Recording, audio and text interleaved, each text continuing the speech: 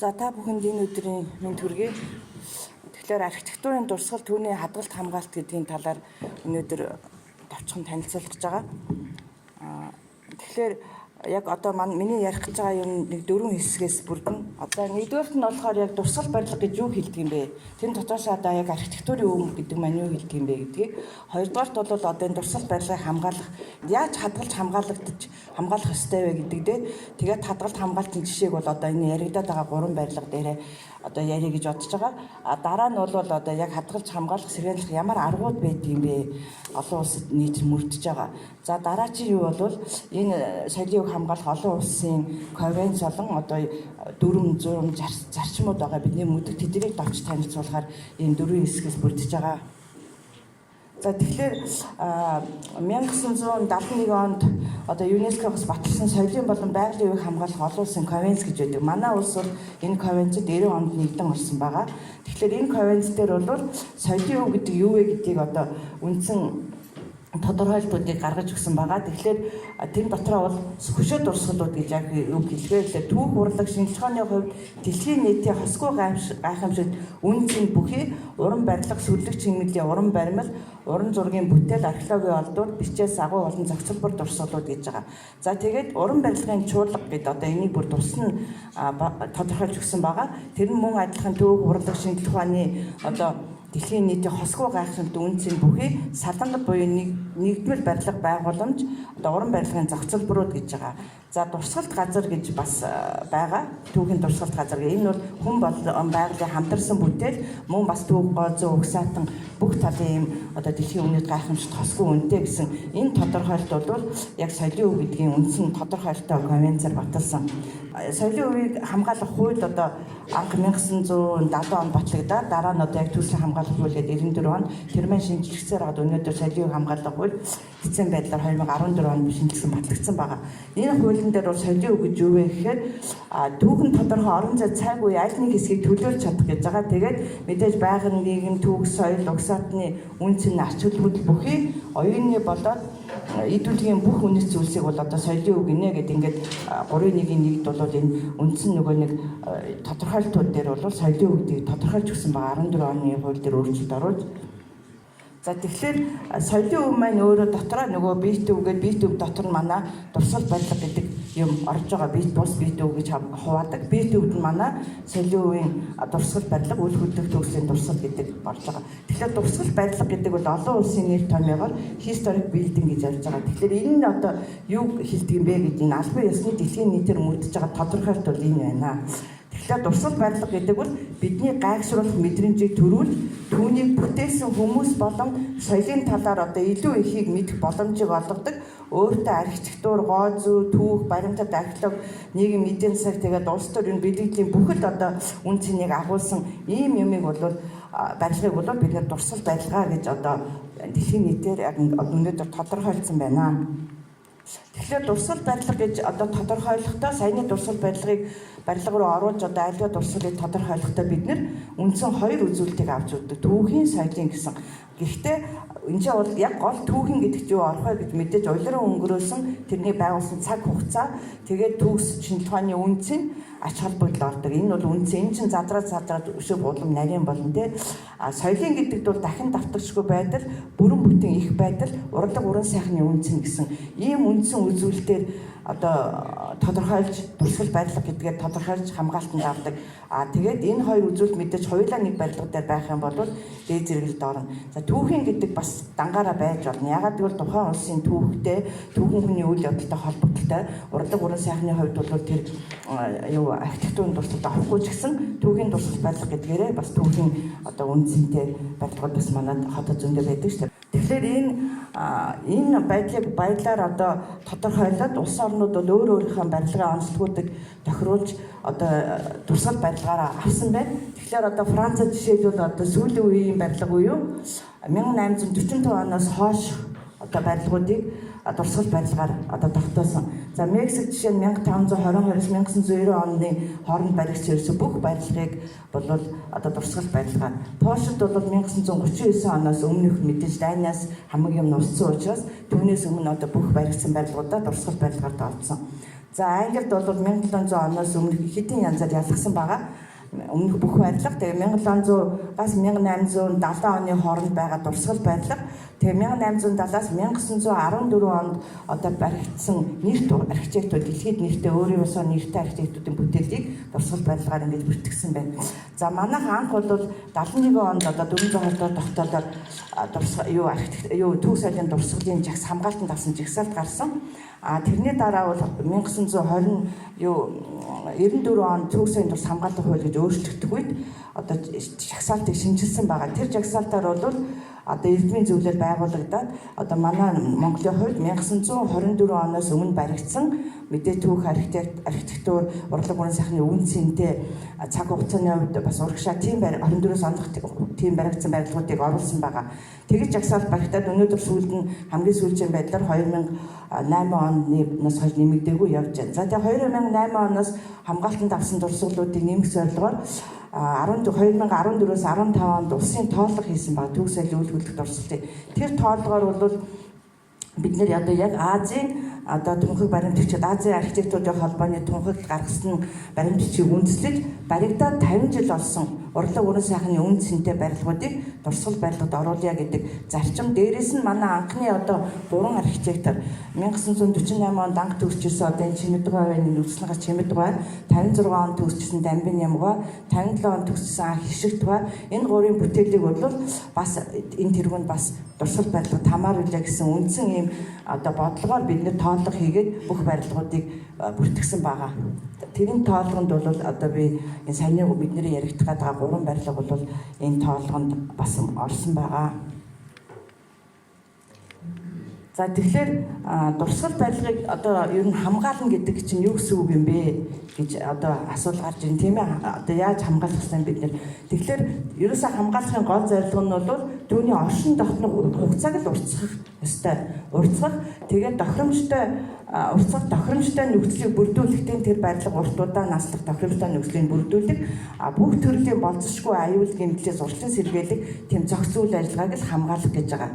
Тэр хамгаалах гэдэг чинь одоо эхлээд бид нэр ямар дурсгалууд бидний дурсгал барилга байна вэ гэдгээ бүртгэх хэрэгтэй. Дараа нь тэрийгээ судлаж шинжих хэрэгтэй. Хэдийн үед хийсэн хэний бүтээл яасан гэдгийг бүгдээ судлаад дараа нь тэрийгээ сэргээн засварлах, бэхжүүлэх тэр ажлуудыг хийн. Тэгээд сэргээн засварсан бэхжүүлжээ ер нь байж хат нь үргэлж мөнхийн хяналт тавьж явах хэрэгтэй. Сар болгон үзлийг хийж хаана эвдрэл гэмтэл гарч байгаа, хаана хагарал үүсэж байна. Бүгдийг ингэж хяналт тавьж явах хэрэгтэй. Тэгээд ашиглаж байгаа альдаа дурсгал барилгыг ашиглаж байна гэдэг нь өөрөө хамгаалтанд байна гэсэн үг. Тэгэхээр ашиглаж байгаа байгууллага бол өөрөө үргэлжийн арчилгаа тордлогоо хянал шалгалт хийж явах хэрэгтэй. Нөгөө барилгынхаа нөхцөл байдал. За тэгээд бид нэр энэ дурсгал барилга гэдгээ олон нийт дэлхийн нийтэд сурталчлах хэрэгтэй. Тэгэхээр бид нар бас өмнө нь одоо энэ барилгууд чи ийм шүү гэж одоо сурчлагаа дутснаас бол хүмүүс бас мэдэхгүй гэсэн юунд хүрж яана л да. Ойлголтод. За тэгэхээр одоо энэ хамгаалахын тулд одоо тэр хамгаалалт нь юунаас шалтгаалдаг вэ? Ямар байдалтай хамгаалахад ямар байдалтай байж ирсэн бэ гэдэг дурсгал нь юунаас шалтгаалдаг вэ? Тухайн дурсгалын оршиж байгаа одоо нөгөө орон нутгийн цаг агаарын онцлог тий хүмүүсийн аж амьдрал хэв заншил ёс суртахуун тэгээд шашин шүтлэг түүхэн хөгжил энтергээд бүх юмнууд бол тэр барилга өнөөдөр хүртэл бид нэр яаж хамгаалагдаж хадгалагдаж ирнэ гэдэг чинь энэ бүгдээс шалтгаалж одоо ирдэг байна. Тэгэхээр өнөөдөр яг одоо яригадаад байгаа 3 барилгын талаар одоо тэр хамгаалтын талаар ярих гэж энэ 3 дэд жишээ авлаа. Тэгэхээр энийг ярихын тулд одоо зүгээр шууд гаднаас нь хараад бид нөгөө энэ ч өстө гоё барилга айгуу удаж байгаа ажистай дурсамжтай энэ гэхгүй яг өнөөдөр энэ барилга ямар байгааг гурван дээр нь би очиод дотор эвдэл гэмтийг үзээд зургийг аваад архивд бас ямар зураг хэдэн онд хийгдсэн ямар зургууд байна тэр бүгдийг 3 өдөр явж судалж үзлээ. Энэ одоо яг ихтгэл зориул. Тэгэхээр энэ Дуурь бүжгийн эрдмийн театрыг бол Рихард Козл гэж Германы архитектор зургийг хийсэн байна. Энэ бол 32 оноос ахуулаад Оросд 54 оны хүртэл Оросд амьдарч байсан. 54 оноос эхлээд Германд буцаж ирсэн. Тэр Германд байхдаа бол маш том объект Оросч гэсэн маш олон проектуудыг хийсэн. Хамгийн гол нь энэ хүний одоо алдартай нь бол бэлгэнд байдаг телевизийн цамхаг. Тэр телевизийн цамхыг бол энэ хүний проектээр хийсэн байна. Энэ хүний тэр нь бол одоо дэлхийд дөрөвт орж байгаа 368 м өндөр цамхаг байгаа ш. 65 он энэ хүний проектээр хийсэн байна. Тэгээ энэ хүн энэ зургийг бол яг Томсогт байхдаа дайны үеүүдэд яг Томсогт байсан. Дайны үеэс 32-37 дайн болтол бол номын хүснээсгт байсан байлээ. Тэгэхээр энэ хүн Томсогтой хоорондоо бол манай энэ зургийг хийсэн байгаа. Яг захиалгаар театр, опера, балет, Монголи гэсэн нэртэй байгаа байхгүй. Тэгэхээр яг ийм хийгээд энэ зураг нь бол манай энэ архивын баримт байна. Архивын зураг төслийн баримтын төв архивд бол энэ хүний хийсэн зураг байна. Зурган дээрээ бол 40-42 оноо зургуудыг хийсэн байна. Гол одоо тэр монтаж, нарийн тэр инженерийн юмнуудыг 40-42 онд хийсэн байна. Тэгэхээр энэ хүн бол одоо хамгийн зөндөө олон шагналтай доктор, профессор, Томсогт байхдаа тэр барилгын техникумд юу зааж ирсэн, архитектурын яг түүхийг зааж ирсэн. Тэгээд энэ хүн одоо Германы хамгийн өндөр шагнал Карл Марксийн одонтой юм байна. Манай Монголоос бол 2003 онд манай Монголын архитектурын нэрмж шагналыг авсан ийм хүн байгаа. Өнгөрийнхөө өмнө бол Германы одоо төгсөгчдийн нийгэмлэгээс очиж гардуулж өгсөн ийм хүн байгаа. Тэгээ энэ хүн өөрөө бол яг 56 онд ирж энэ байшингаа барьсныг үтсэн байна. За тэгэхээр энэ барилга бол 49 онд баригдсан. Мэдээ 49 онд тухай үеийн хотын барилга тэрээс тэгээд Японы хоригдлууд бол бүхэл юунд бол хараа ажил юугаар хийжсэн. Яг мэргэжлийн удирдлага бол мэдээж яг инженер архитектурын удирдлагаар хийсэн. Тэгэхээр яг энэ гэрэлтэй ингэж харагдаад байна.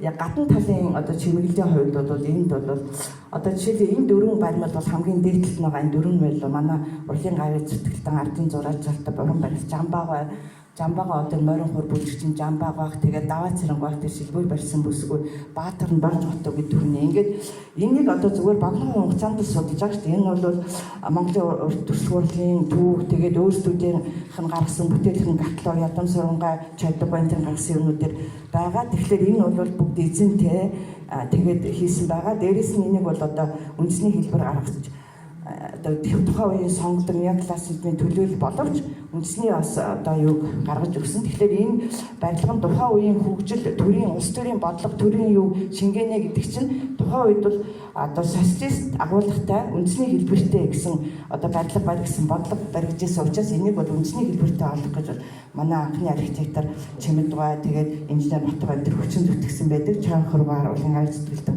Одоо жишээлбэл энэ зүгээр энэ гурван л маскыг дахин татаад үзүүлсэн байгаа байхгүй хүрээгээ. Тэгээд дээгүүр нь тэр ийм бад цэцэгтэй ийм бад цэцгээр ингэж хүрээ хийсэн. Тэгээд ийм сүм дугны одоо үнийг харуулсан. Тэгээд энэ одоо жишээ нь гурван маскыг ингэж татаад үз. Энэ бол хар хорон хотын маск байхгүй. Яг зөвхөн энэ маск бол хар хорон хотын дуураас гарсан хар хорон хотын өгөөдөө хааны ордонд байсан маск. Гэх мэтлэн маш их судалгааны үндсэн дээр одоо маш олон хүний уран бүтээлчдийн үйл дүнд ингэж одоо альва дурсгал барилга одоо босд юм аа гэж. За жишээ нь дотор талын одоо чимэглэл бол энэ маний одоргой бүтээл тэгээд одоо энэ хөшиг энэ лоожны хэнтиг чойдог гой тэгээ ядам сурангаа гэдэг бүгд эзэнтэй эднэр хин хийсэн бэ гэдэг. Тэгэхээр энийг бол ерөнхий зэрэгтний заал бол ийм. За тэрнээс гадна нөгөө нэг юутай дотор талд нөгөө нэг энэ фойегийнх нь бол яг тэр мөнгө цол дуурийн дарга байхдаа энэ фойед байсан энэ люкстрийн дээдлээ яг саяны зааланд байсан шиг тийм том гоё хээ байсан тойроод энийг дараад ингээд цагаанаар будсан. Тэр ахаад зураач Ганбаатар наа бид нэр хуулаад авцаа ахаад хийнэ гэсэн хийгээгүй өнөөдрийг хүртэл ийм байгаа. Энэ люкстер бол бас тухайн үеийн мундаг токерчин манай энэ ган юу төмөр хийдэг тархчулж яг одоо яг маршлийн өргөөний люкстер энэ дуурийн театрын люкстер драмын театрын люкстер бүгд нэг хийцэн дандаа үндэсний үлзий хийдэг маршлийн өргөө бол 5 нүдэн хийдэг тэгээд ийм дандаа төмөн үлзий энэ төр гаргасан дандаа энэ өөрийн үндэсний юг харуулсан тийм люкстрүүтэй. За тэгээд энэ фойе бол бас сонин энийг би олж амжсангүй одоо энэ юу байгаа уучлаарай. Тэр хананд нь хоёр одоо ийм рельеф барилгын хоёрыг холиод хийсэн тийм бүтээл байлээ. Энд нь болохоор яг ийм балетын хийж байгаа. Энэ нөгөө талд нь болохоор юутай нансалмаа юундаа хоёрыг төрсөлдсөн. Энэ бол яг хагасыг ингэж ухаж релефигээд хагасыг тоолгож барилгах хийсэн юм бүтээл. Энэ яг хинийх нь би судалж амжсангүй хиний бүтээл. Тэгэхээр энэ бол дотор энэ тэрэ одоо чимэглэл энэ тэрэ бол үнэхээр урлагийн одоо хосгүй бүтээл юм аа гэдэг нь харагдаж байгаа. За тэгээд яг үнэхээр энийг одоо ямар байдалд болоод энэ асуудал босч ирсэн бэ гэдгийг газар дээр нь судлаад энэ гадна дотн байгаа проблемуудыг үзлээлтэй юу тань захиралтай нь уулзаад хүмүүний дагуулж аваад тэгээд энд бол хамгийн сүүлд гарсан 2016 оны мэргэжлийн хяналтын дүгнэлттэй. Энэ дүгнэлт бол одоо наривчлан хэмжээ судалгаа хийгээд иж бүрэн сэргээн засварлах ёстой гэсэн дүгнэлт байгаа байхгүй. Мэдээж энэ одоо энэ тороос нь гэтэл 47 онд энийг угсарч яхад тавьсан 47 оны тороос нэр тамхтай тэр мотор тэр 47 оныг тавьсан тэр тороосоор л дээшээ доошоо одоо хүртэл ажиллаж байгаа. Драмын адилхан 57 он гэсэн мотортой тэргүй тороос л ажиллаж байна. Тэгэхээр технологийн хувьд бол өнөөдөр аюулгүй ажиллах юу бол байхгүй байна л гэсэн одоо дүгнэлт гарсан байлээ л да. Аюулгүй ажиллах одоо тэр барилгын хуулийн тэдийн заалтыг бол хангахгүй байна гэсэн дандаа тийм дүгнэлтүүд гарсан байлээ. За Драмын театр бол чимэд байгаа бүтээл одоо манай анхны ууган архитектор. Тэгэхээр энийг бол би 60 он юм уу 61 он гэж байгаа. Би одоо энэ дэвлийн тураа байхад нь аав дээр орж исэн яг татан орж исэн санаж байгаа байхгүй 62 оны. Тэгэхээр энийг 56 тэгээд би одоо энийг анх бичиж үзэхдээ бол тэр чимэд байгаа тэр номноос нь үндэслэл авч бичижсэн. Гэтэл яг ингээд судлаад үзээд архивд очиод яг зураг мөргийг үзэхээр үгүй байна. Яг зургийг үзэхээр энэ 57-аас 58 онд зургийг хийсэн байна. Драмын багш одоо зураг төслийнх нь юуны группийн дарга байсан байна. Тухай гол архитектурын зургийг зурсан байна. Тэгэхээр энэ бол 57-аас 58 онд бүх зургийг хийсэн байна. Тэгээд энэ зураг бол 59 оны зураг байгаа байхгүй юу? 59 онд бол энийг барьж исэн байгаа байхгүй. Тэгэхээр энэ барилга бол 60 юм уу 61 онд ашиглалтанд орсон. Та нар зургийг нь орч үзэн болно. Энэ зураг төслийн баримтын архивын фонд 12 дугаар 7 хадгалалтын нэгж 256 гэсэн ийм дээр зураг нь байгаа. Тэгэхээр энэ барилга болохоор бид нар бас одоо энийг далимдуулаад бас жоохон үг түүхээ яг нарийн судалж баримттай их сурвалжтай яахгүй бол одоо 56 он гэж бид нар ч яриад яваад байгаа шүү дээ. За тэгээд энэ барилгын гол онцлог бол бид нар нөгөө 2010 онд одоо юунд бүртгүүлсэн байгаа. Одоо нөгөө Азийн холбооны архитектурын өв гэдэгт бүртгүүлсэн. Тэгээ энэ баталгаажаад энэ хоёр бат номон дээр зураг хөргөтэйгээ гарчихсан ийм байгаа барилга байгаа. Тэгэхээр манай өөрөө 2015 онд одоо дурсгалт барилга бүртгэе гэж юу гаргачаад өнөөдөр хүртэл засгийн газрын шийдвэр гараагүй хахад одоо юуных бол бүртгэгдсэн байж байгаа.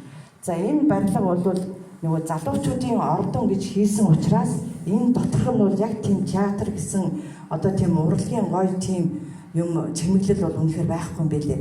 Энэ одоо сүүлд хийсэн энэ тайзны дээр байгаа энэ янжин лам бурхан тэгэл одоо энэ хаалга үүдийг ингээд тойруулаад ийм баган маган хийсэн чинь дандаа сүүл шинээр нэмж 2001 он нэмж хийсэн байлээ. Одоо нэг театр маркийн одоо маягтай болгох гэж. Тэгснээс өөрөө энэ чинь нөгөө хурлын зал 3 хурлын заалтаагаар төлөвлөсөн байгаа шүү дээ 58 хэмжээд. Энэ барилгын талаар тодорхой ярихгүй яагаад гэвэл дараа нь туяа яг өөрөө энэ талаар ярих учраас энэ лүүстер бас л ийм яг энэ лүүстер 60 он тавьсан 61 оны лүүстер хэвээр байгаа байхгүй. Тэгээ яг энэ гол залын дээдлийн лүүстрийн одоо бас энэ хэмээ бол яг л бас манай үндэсний хэд өөрсдөө хийсэн бүтээл. Энд одоо ганц оргиороо одоо оригиналаар ихээр байгаа юм юу вэ гэхэлэр энэ багны талбай энэ баг дүүж таазуудыг бол ингэж дөгүүлжилж юм юу гаргаад дандаа юм өнцгөн дүрэм болон өнцгтэй яг лүүстер унжих хэсэгтэй бол бас хээтэй ингэж хийж өгсөн чимгэлтэй. Бусад бол араа бол нэг онцлог тийм одоо гоё түрүүний дуурийн театртай харьцуулахад бол юугүй. Тэгтээ энэ бол мэдээж манай анхны ууган архитектурын бүтээл. Тэгээд бас нөгөө нэг баригцсан он цагаараа хийсээр энэ сонгодог одоо манай яг 50-60 онд манай Монгол баригчсан сонгодог барилгуудын ганц үлдсэн тод жишээ. Тэгээ гадна талын бэлэгдэл маш чухал шүү дээ. Тэр морин толгой 8 шарга марга зөндөө бэлэглээд тэрийг бол одоо хэн ярина. За тэгэхээр Энэ дээр бол бас л маш олон 2019 онд нэг дүгнэлт гарсан юм байна. Мэргэжлийн хяналтын дараа нь 12 онд дүгнэлт гарсан юм байна. За тэгэл нөгөө аюулгүй байдлыг хангахгүй гэдэг. Тэгээд энэ болохоор чулууд бетон суурьтай, шовгон суурьтай. Суурьнд бол ямар ч нөлөө байхгүй гэсэн дүгнэлт байлээ. Зүгээр одоо нэмэлт барьсан барилга нь бол жоохон суурийн асуудалтай. Тэгээ зарим газар яг бодог хуурсан жоохон ус дээвэр нь асуудалтай ус гоождаг. Энэ дээвэр нь гол нь дээврийн асуудал. Тэгээд энэ хамгийн гол нь энэ дүнхүр багшийн тэрээр техникийн дүгнэлтийг 15 онд хийлгэсэн байлээ. Энэ Болшой театрыг одоо дээш нь өргөж байгаа, доор нь суурийг одоо хүчтэйг зассан тэр компани, Германы компани одоо засч өгье гэдгийг одоо тэр супер барилга гэдэг компани зуулчлаад тэгээд үтсэн байна. Тэр хооронд нь бол эдгээр бас манай одоо ганц нөгөө юу биш дүнхүр багштай юм баг байгаа шүү дээ. Техникийн шүтээсээ тэр баг бол энэ судалгаа хийсэн байна. Тэр багийн судалгаагаар бол одоо ганцхан оновчтой одоо яг шийдэлт сэргээн засварлах зураг хийхдээ нэмэлт бэхлэгээ хүчтгэл хийгээрээ гэсэн тэр дүгнэлтийг бүх зургуудтай нэгэд гаргасан байна. Драмын театр өөрөө бас 17 онд одоо өнөөдрийн эрсдлийн байдлаа мэдээж энэ аль 40 50 за 60 оныхоо технологиор явж байгаа шүү дээ. Одоо бүх тэр зориултын байдлага биш учраас театрын одоо юунд өргөө тэр югаар явж байгаас бол мэдээж тэнд бол ажиллахад хүнд хэцүү гэдэг нь харагдчих байлээ л дээ. За номын сан. За номын сан бол бид нэр одоо мотоц Николаев гэж архитектор гэж яваад исэн. Зүгээр л нэг хүн нэг бичил тэрийн дагаад хуулаад тий үнийг сурвалж юм уу үгүй ерөөсөө тэр нь тодорхойлж батлахгүй. Тэгээ яг энийг архивд үтсэн чинь логино автор проект гэсэн чинь логино гэж байгаа хгүй. Николаев ч бол инженер нээсэн билээ. Тэгээд энийг 46-47 онд хийгээд 51 онд босгосон энэ барилгыг.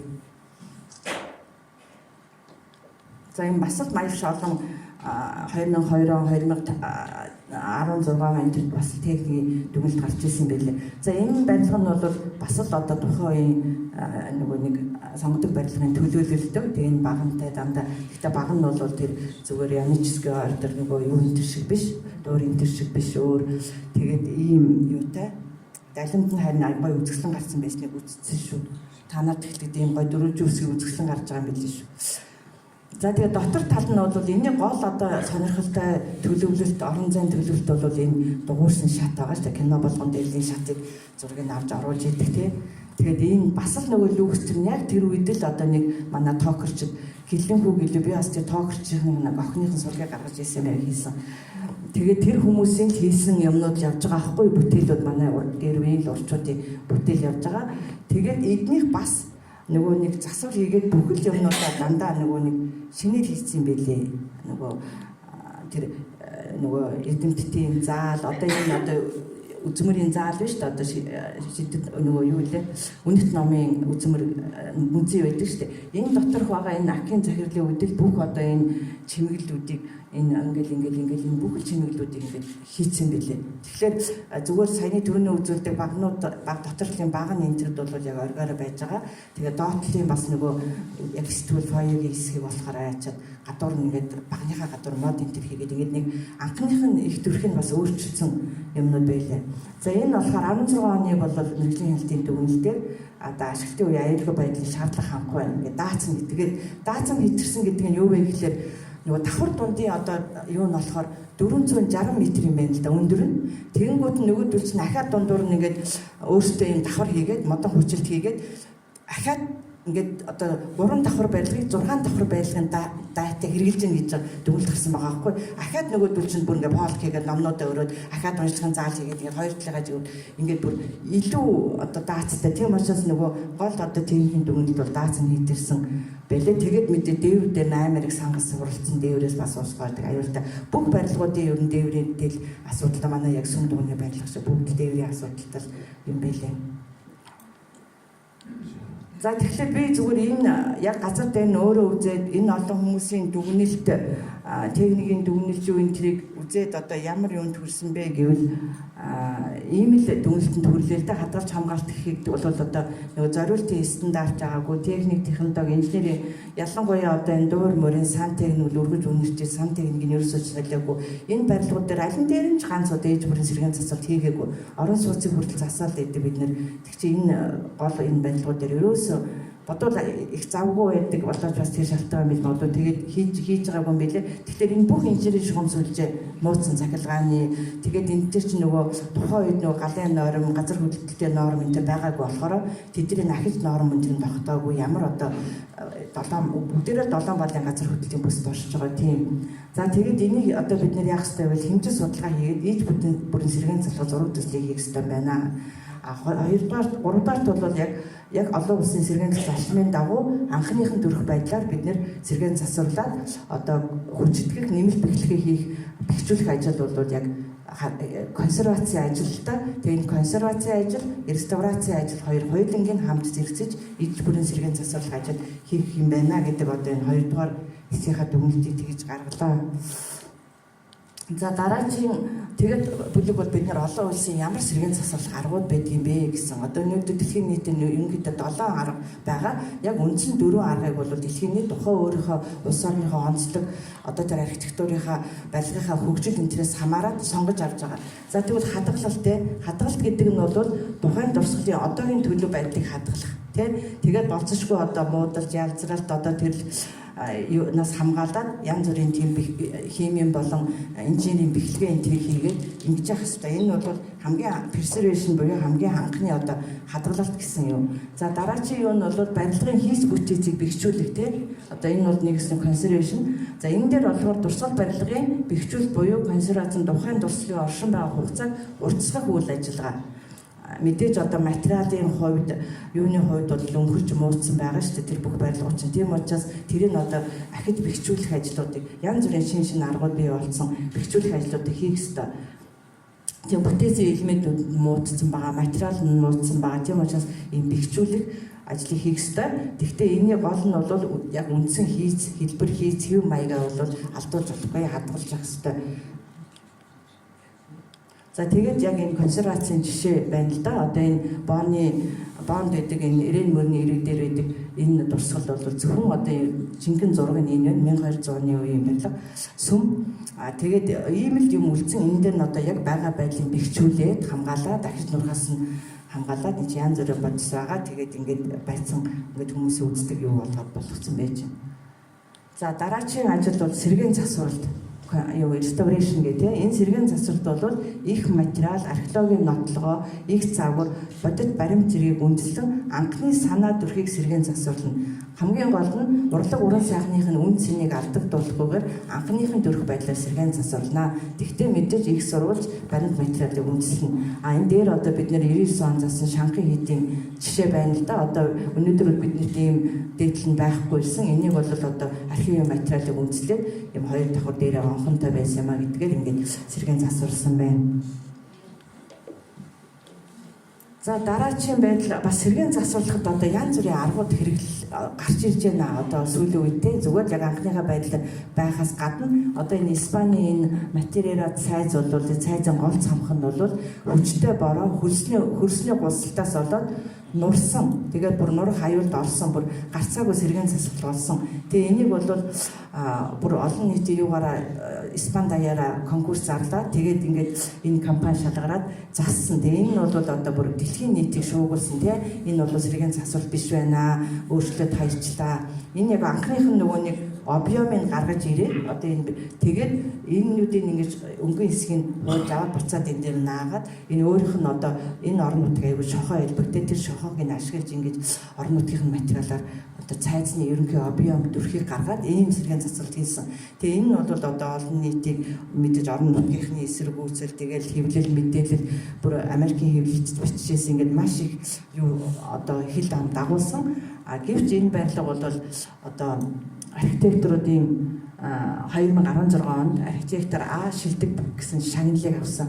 Маш одоо шилдэг санаа бүтээлээр энэ сэргээн засварлалт ажлыг хийжээ гэсэн энэ одоо шагналыг авсан байгаа. Тэгэхээр сэргээн засварлах гэдэг бол одоо хөгжөөд байгаа тухайн барилгынхаа нөхцөл байдлаас шалтгааж одоо энэ юмнуудыг хийх юм байна гэдгийг харуулж байгаа.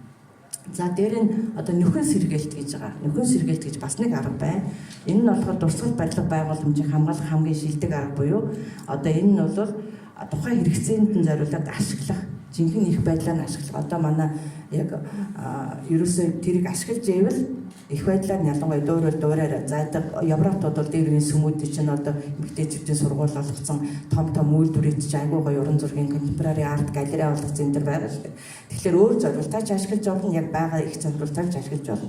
Ашиглаж яана гэдэг чинь өөрөө хамгаалт нь байна гэсэн үг. Тэгэхээр бас нэг арга бол ийм одоо байгаагаар нь ашиглах юм даа. За дараа чи одоо юу бол сэргээн босголт. Одоо манай энэ гурван барилга чинь сэргээн босголт хийж байгаа гэдэг аахгүй нураагаа дахиж босгоно гэж. Ямар нөхцөлд нураагаа дахиж босгох вэ гэдвэл ийм гал төмөр газар байгалийн гамшиг газар хөдлөл эсвэл одоо вандализм дайн дайжин тий ийм байдлаас болоод тэр дурсгал барилга ор үндэсгүй нураа далга болсон тохиолдолд бас л нөгөө сэргээнлэгтэй адилхан их сурвалж түүхэн баримтыг үндэслээд дахин сэргээн босгож байгаа.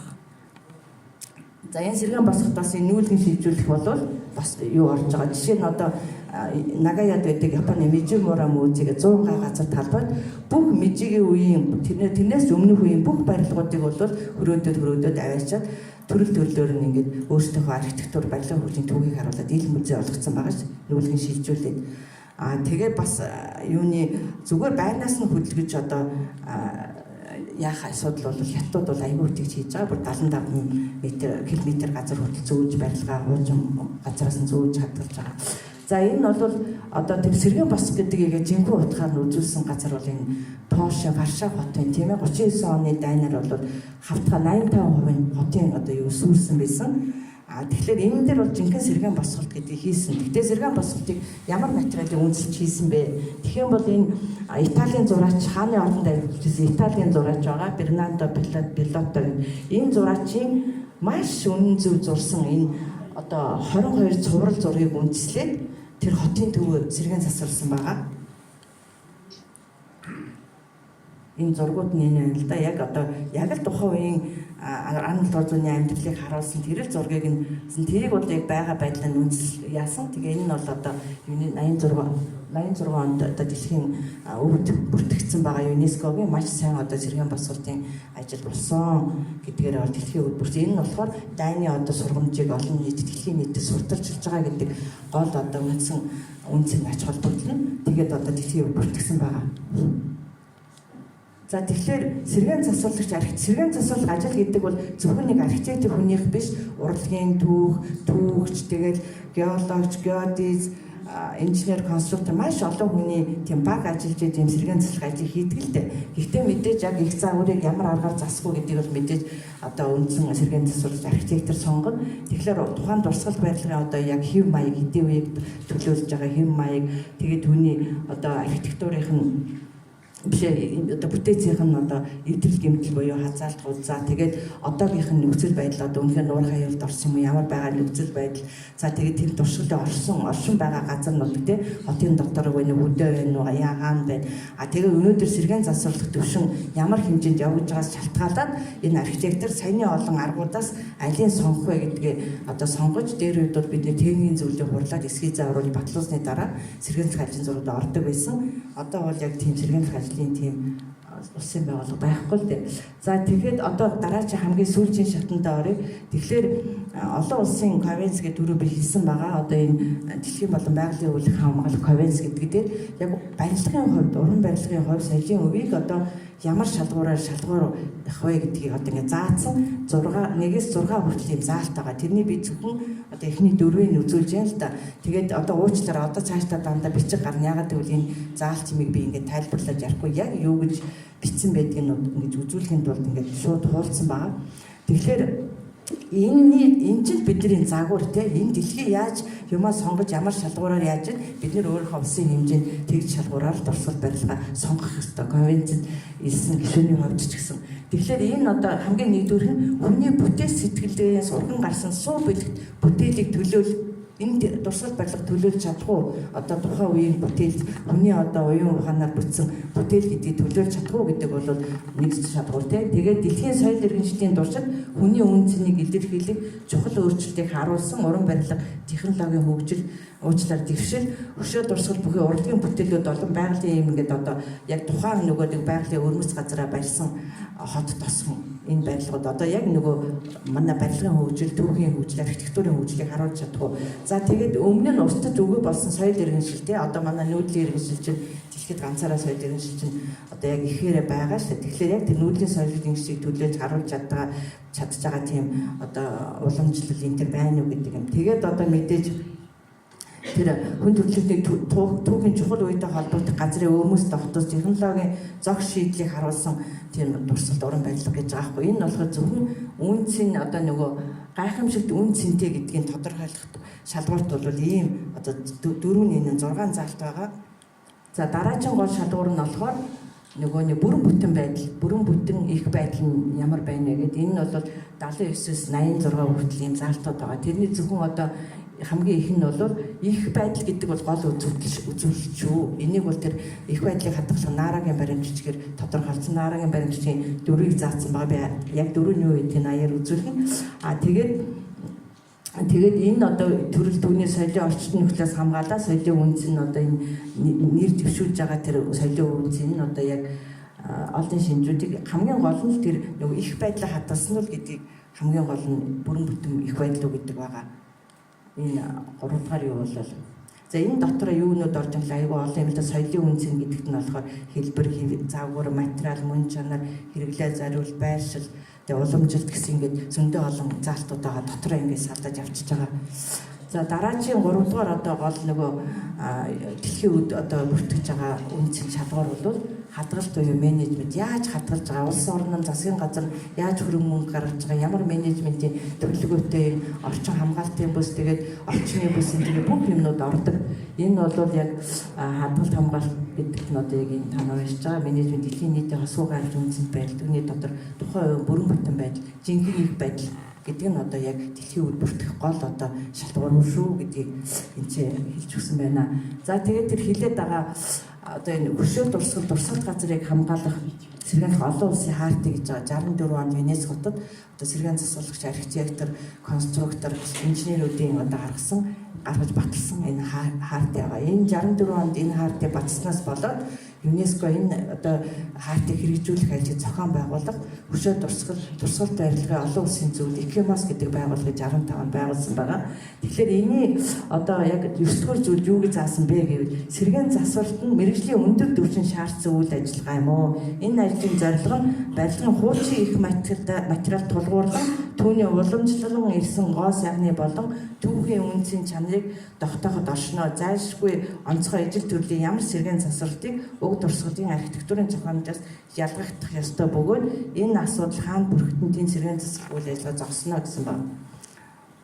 Тэгэхээр энэ бол мэдээж зарим юмыг одоо үеийн бичсэн байгаа шинэ тухайн техникийн ололтыг тусгай тухай үеийнхээ сэргээнлэх ажил гэж байгаа. Тэгэхдээ энэ нь анхных юм аа. Энэ нь бол ингээд шинээр зассан юм аа гэдэг нь бол харагдахаар мэддэгээр хийх ёстой гэдгийг бас заасан байгаа.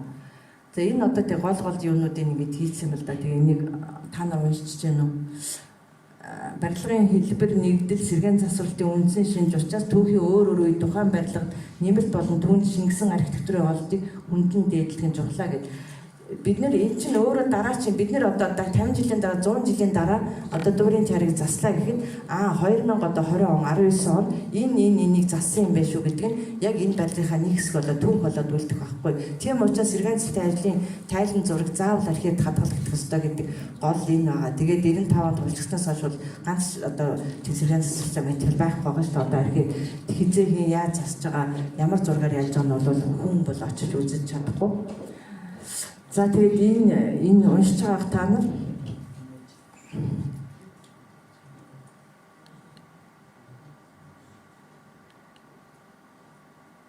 за барилгаа устж өгөө болсон хэсгийг орлуулах зүйл нь их биетэйгээ зогссон байхын зэрэгтэй их биесээ ялгахтуус байх ёстой гэж сайн хэлсэн. Одоо санаатаагаар ингээл хуучин юм шиг энэ төр хийж болохгүй. Яг одоо энэ бид нэр 2020 он заслаа. 21-р зуун зассан байна. Энэ одоо 18-р зуун зассан байна ч тийм үү. Тэр юмнууд нь бүгдээрээ ялгагдаад тухайн үеийнхээ шинэ техникийн ол материал бүх юмыг харуулж авах хэрэгтэй. Тэгээд тэр нь ямар учиртай гэхээр одоо сэргээн засварлахаа урлаг үнэн сайхан түүхэн давтагдчихгүй шинжийг хадгалах ёстой гэж халахлах ёсгүй гэж байгаа байхгүй. Бүгдийг адилхан хуучин юм шиг болгож будаад ч юм уу ямар нэгэн хуучин юм шиг адилхан дуурайд мөрөж хийгээд тэгж бол болохгүй гэсэн юм одоо ерөнхий зарчим. Тэгээ маш олон зарчим байдаг л да. За түрүүний тэр яриад байсан соёлын үе байдлыг хадгалах тухай Нарагийн баримтчиг 94 он. Яагаад Нара гэсэн бол энэ саяны тэр архитектор тэр Венецийн хартаа Венецид хурлцсан. Энэ бол Наран хотод хурлцсан учраас Нарагийн баримт гэж ярьдаг. Тэгэхээр түрүүний тэр дээр заагаад байгаа тэр дэлхийн конвекц дэлхийн бүртгэх шалгуур заагаад байгаа заалт бол энэ байхгүй юу. Даяарчлал болон нийгэмжлэгдэх хүчнээс улам их хамааралтай болж байгаа. Түүнчлэн эх оронч үзэл цөөн үндэсний соёлыг хаагдмал болгох замаар хүмүүс өөрсдийгөө дүүлгэж буй энэ цаг үед соёлын өвийг хамгаалахад тус өвийн их байдлыг анхааралтай авахыг чухал холбогдол нь хүн төрөлхтний дурсамжийг тодоход оршно. Тэгэхээр яг их байдал гэдэг бол хамгийн чухал нь юу вэ гэдэг бол энд бол маш тодорхой хэлээд өгсөн байна.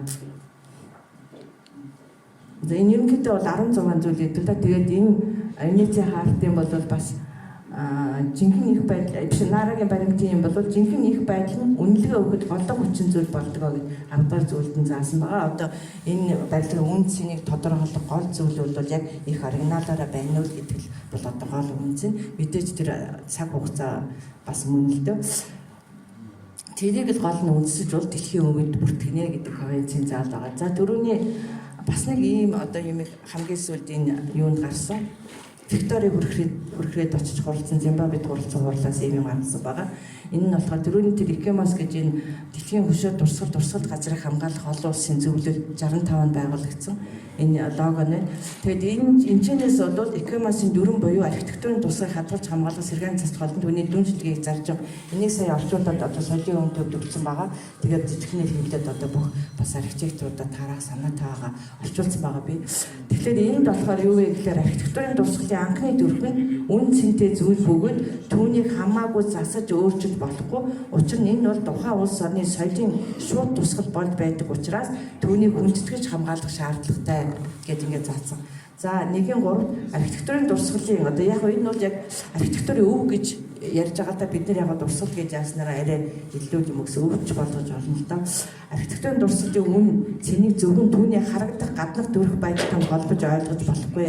Түүний бүтэц элемент бүрэлдэхүүн хэсэг баригдсан цаг хугацаа зэрэг нь бас үнэт зүйл юм аа гэдгийг хэлж өгсөн байгаа. Гол заалтуудын л авцсан энэ манай энэ гурван барилгатай холбогдох гол заалтуудыг. За энэ сэргээн засахын тулд эвдэрлийн үндсэн шалтгааныг илрүүлэх нь эвдэрлийг олохоос илүү чухлаа гэж байгаа. За хамгийн сайн амжилт бол урьдчилан сэргийлэх засвар үйлчилдэг. Энэ байж байгаа хүмүүс ойр орхон толдоор дор орхон урсгал засвар хийгээд байсан бол өнөөдрийн байдал бас энэ гурван барилга хүрхүүгүй юу гэдэг. Тэгэхээр ерөөсөө тийм барилгад бол ерөөсөө засвар хийж байгаагүй дандаа зөвхөн цахилгаан сантехник тийм тайзан байцаар засч ирсэн билээ. За аюулгүй байдлын үнэлгээ ба барилгын ач холбогдлыг ойлгох цаашдаа хадгалж хамгаалах бэхжүүлэх үйл ажиллагааны үндэс олдгоод заашгүй хийх шаардлагатай гэсэн баримт тогтолгоогүй ямар нэгэн арга хэмжээ авч болохгүй гэсэн одоо нэг энэ саяны тэр икемосын дүрэм. За тухайн дурсгал хийгдэж байгаа ажил бүрэн барилгын анхны төрх байдал үзэл баримтлал арга барил буюу тэрний түүхэн үн цэнийг хүндэтгэсэн түүнийг ирээдүйд нотлох уул мөр баримтыг хадгалан үүтэхэд чиглэгдсэн байх ёстой. За баярлалаа. Энэ довчхон удаа бол юм бэ.